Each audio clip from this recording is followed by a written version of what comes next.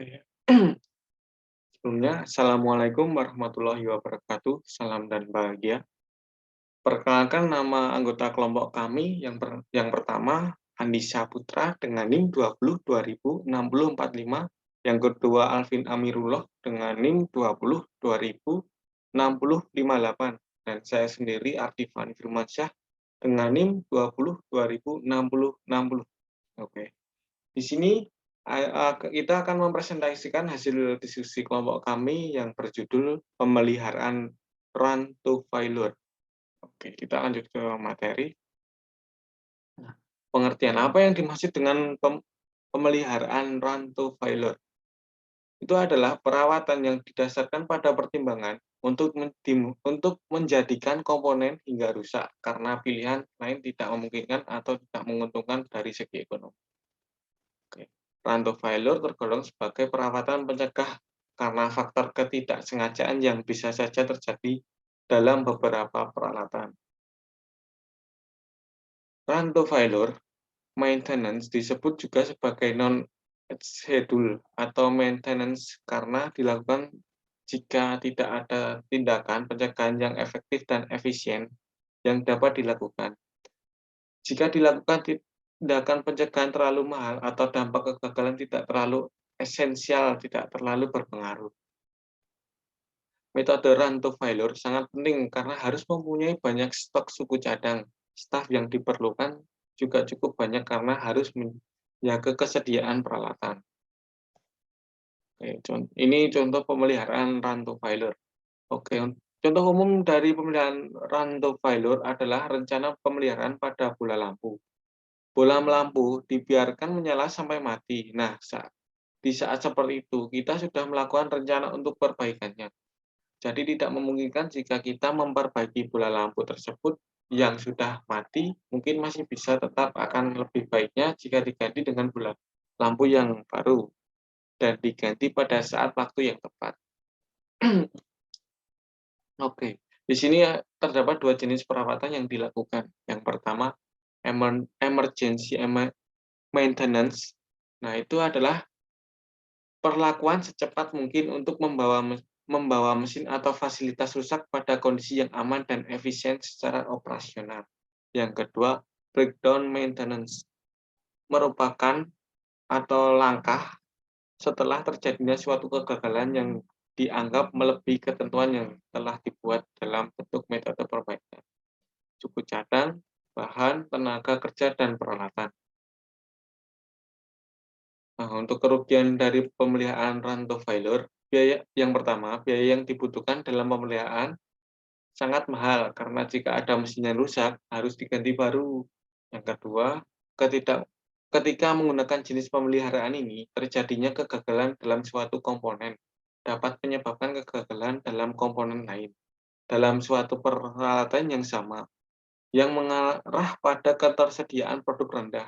Yang terakhir, kegiatan sangat sulit untuk direncanakan dan dijadwalkan terlebih dahulu. Oke, untuk manfaat pemeliharaan run to failure, yang pertama, menghemat waktu. Tim pemeliharaan hanya bertindak ketika pengganti atau perbaikan benar-benar diperlukan. Hal ini memungkinkan teknik untuk berkonsentrasi pada tugas-tugas penting, sehingga waktu yang diperlukan cukup efisien. Untuk yang kedua, kemudahan pelaksanaan. Karena kesederhanaan program ini mudah diterapkan dengan sumber daya minimal. Pemeliharaan program RTF atau run to failure tidak diperlukan jadwal yang rutin. Dalam banyak kasus ini, mengapa banyak industri yang mulai menerapkan pemeliharaan run to failure sebelum beralih ke strategi proaktif. Untuk yang ketiga, biaya pemeliharaan rendah. Menggunakan produksi untuk tugas pemeliharaan bisa mahal. Menggunakan aset sampai benar-benar rusak dapat mengurangi waktu henti yang direncanakan. Namun, ini hanya masuk akal untuk aset yang cepat mudah diganti tanpa menghentikan operasi sepenuhnya. Nah, ini saya berikan waktu untuk Mas Alvin untuk melanjutkan presentasinya. Monggo Mas Alvin.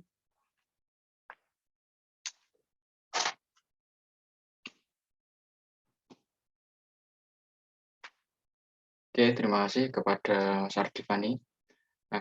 saya akan melanjutkan. Sekarang contoh sederhana run to failure PRT. Sebagai permisalan, memeriksa dan membersihkan semua kepala sprinkler di pertanian atau lapangan golf akan memiliki dampak waktu yang cukup lama dan juga menaikkan biaya. Jauh lebih mudah untuk mencatat kegagalan sekali dan mengganti seluruh unit. Nah, hal yang sama dapat kita ketahui dari ubin langit-langit yang jatuh.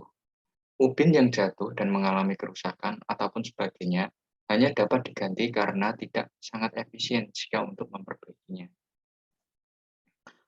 Nah, sekarang pemicu pemeliharaan run to failure. Kerusakan pada aset adalah satu-satunya pemicu yang digunakan dalam strategi dalam pemeliharaan run to failure.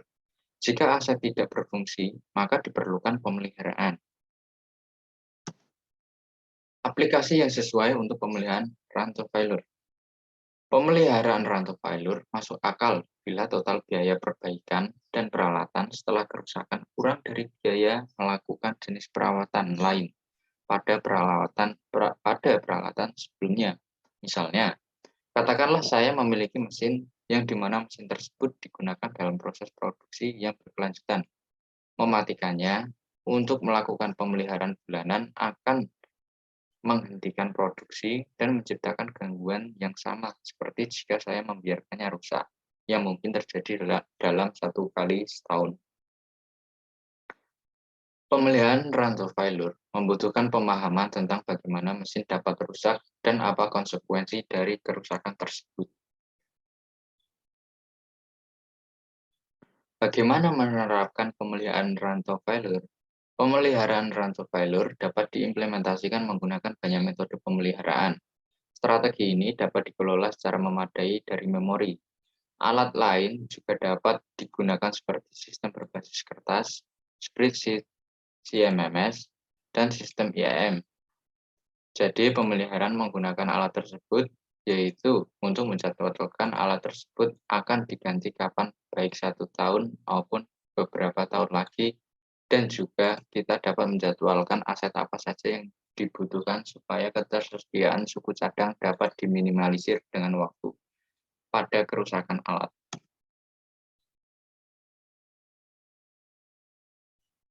Nah, sekarang grafik siklus run to failure.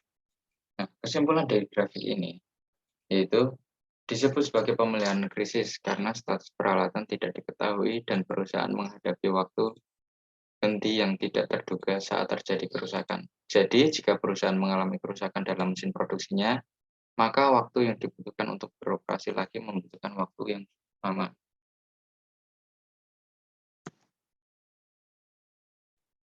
Nah, setelah diterapkan pada aset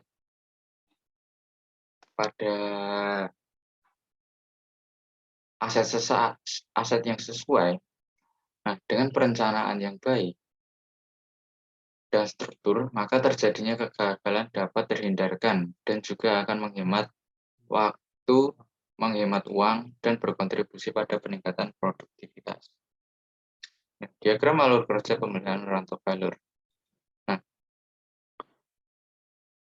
yang pertama kita mulai, nah dan setelah itu bagian aset baru dipasang, dan setelah selanjutnya fungsi suku cadang atau aset untuk masa pakai yang diprediksi. Nah, selanjutnya aset berkinerja buruk atau sudah lama dipakai. Nah, dan selanjutnya penggantian aset atau suku cadang dimulai. Gitu. Nah, kapan run to failure maintenance dapat diterapkan? Nah, untuk yang pertama yaitu pada aset berumur pendek. Aset dengan masa yang pendek dapat dengan mudah diganti pada akhir siklus hidupnya. Contoh, baterai, pintu lalu lintas tinggi, dan kontrol digital. Nah, yang kedua, aset sekali pakai. Aset sekali pakai biasanya murah dan mudah diganti. Seringkali mereka tidak dapat diservis sama sekali. Contoh, kartu printer, papan nama, dan filter. Yang ketiga, aset dengan risiko kegagalan rendah. Peralatan yang tahan lama dan tidak mudah aus biasanya tidak memerlukan servis berkala. Beberapa aset tidak memerlukan perawatan apapun, misalnya fondasi bangunan atau struktur baja internalnya tidak memerlukan pemeliharaan preventif. Yang keempat, peralatan non-kritis. Peralatan yang tidak vital untuk memproduksi dapat diganti atau diperbaiki tanpa mempengaruhi output fasilitas.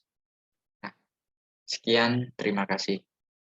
Nah, mungkin itu saja yang dapat kelompok kami sampaikan. Nah, dan untuk sebelumnya kami juga mohon maaf untuk Mas Andi tidak bisa hadir karena berhalangan dan karena sakit. Saya juga tidak bisa memaksa. Jadi yang presentasi seadanya, kurang lebihnya kami mohon maaf. Akhirul kalam, wassalamualaikum warahmatullahi wabarakatuh. Salam.